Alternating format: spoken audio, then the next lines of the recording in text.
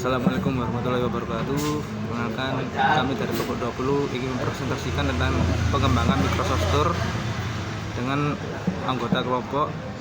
Nama saya Aksel Dias Ramadhani dengan NIM 205. Nama saya Tova Jatidya Putra dengan NIM 066.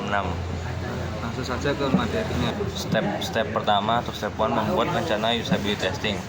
Tujuan untuk pengujian mengidentifikasi hambatan dan interaksi dalam interaksi pengguna, menilai efektivitas desain dan memberikan rekomendasi berbasis data untuk peningkatan UX atau key reason, memastikan pengalaman produk berpusat pada pengguna. Lalu yang kedua adalah analisis kebutuhan pengguna. Berdasarkan survei awal penggunaan, meningkatkan navigasi yang lebih intuitif, informatif, aplikasi yang lengkap, proses pembelian dan aman. Lalu yang ketiga adalah sasaran penguji atau metris fokus pengujian adalah untuk mengukur efektivitas fitur pencarian. Lalu ada fitur utama yang diuji. Pertama ada search atau filter, yang kedua ada detail alat pembelian, yang ketiga library pembaruan, yang keempat ada dukungan atau report. Lalu step 2 adalah rekrut partisipan. Segmen peserta mendapatkan wawasan komprehensif. Kami merekrut 15 peserta, yaitu power user ada 5, first time user ada 5, casual user ada 5. Lalu kriteria seleksi untuk memastikan referensi data, peserta harus memenuhi kriteria berikut: memiliki data pengguna dengan perangkat Windows 10 atau 11, terbiasa mencari menggunakan aplikasi, lalu mengikuti sesi wawancara selama 45-60. Lalu ada alasan pemilihan. Segmentasi yang bertujuan untuk menangkap varian pengalaman dan ini tantangan untuk setiap kelompok. Ada power user, first time user, casual user, dan seterusnya. Lalu yang ketiga step 3, schedule and setup testing session. Persiapan teknis alat, perangkat koneksi, akun aplikasi atau dummy, alat observasi. Lalu selanjutnya ada jadwal pelaksanaan. Sesi individual setiap dirancang untuk satu peserta dalam 60 menit. Lokasi fleksibel. Pengujian dapat dilakukan di lab UX atau di lingkungan terkontrol secara daring via Zoom, menjangkau peserta yang lebih luas. Lalu ada struktur sesi. Setiap sesi mencakup briefing, pelaksanaan tugas, dan wawancara untuk menggali wawasan kualitatif. Nah, untuk selanjutnya di bagian step 4 yaitu execute usability test, dan yang pertama pencarian dan evaluasi aplikasi. Peserta mencari aplikasi produktivitas dan membaca detailnya.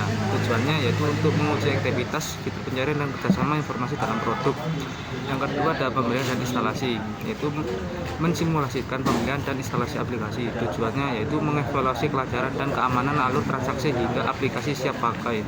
Dan yang ketiga pengelolaan aplikasi di library. Peserta mengelola aplikasi di library, tujuannya adalah menilai seberapa intuitif fitur pengelolaan aplikasi bagi pengguna.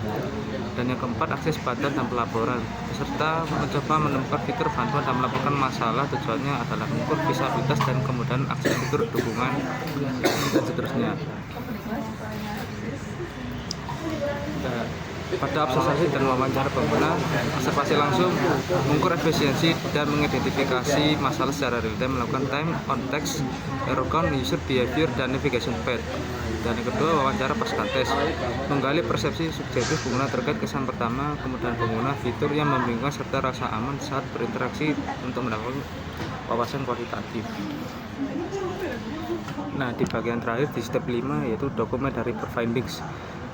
Itu metrik kunci yang diukur yaitu task completion rate, persentase tugas berhasil, time on text, rata-rata waktu per tugas, error count, jumlah kesalahan per peserta, user comments, kutipan langsung dari peserta, skor penilaian subjektif kemudahan, dan navigate flow man, visualisasi jalur interaksi. Nah, untuk tantangan navigasi bagi pengguna baru, yaitu pengguna pertama kali mengalami kesulitan menemukan filter kategori. Hal ini disebabkan oleh penempatan yang kurang menonjol sehingga menghambat proses penemuan aplikasi yang relevan dan efisien. Dan yang kedua, informasi produk kurang jelas. Beberapa peserta merasa informasi kompatibilitas perangkat kurang jelas disajikan. Hal ini menimbulkan keraguan sebelum mengunduh dan berpotensi menyebabkan frustasi jika aplikasi tidak berfungsi. Dan yang terakhir, keterbatasan opsi pembelian. Power user menyatakan keinginan untuk opsi pembayaran yang lebih fleksibel. Keterbatasan metode pembayaran saat ini menjadi penghalang bagi segmen-segmen yang paling sering berinteraksi. untuk rekomendasi dan peningkatan itu diperbaikan nilai, perbaiki navigasi dan visabilitas filter. Alasannya memudahkan pengguna baru menemukan filter kategori, mengurangi kebingungan saat mencari aspek spesifik dan mempercepat proses pencarian. Dan yang kedua, tingkatan kejelasan info kompatibilitas. Alasannya menghindari kebingungan pengguna dan memastikan aplikasi yang diunduh dapat berjalan lancar di perangkat tanpa masalah. Dan yang ketiga, tambahkan opsi pembayaran lebih beragam. Alasannya memenuhi kebutuhan power user dan penggunaan global sehingga meningkatkan fleksibilitas transaksi dan mendorong lebih banyak pembelian. Oke, terima kasih dari kelompok kami. Kami akhiri. Wassalamualaikum warahmatullahi wabarakatuh.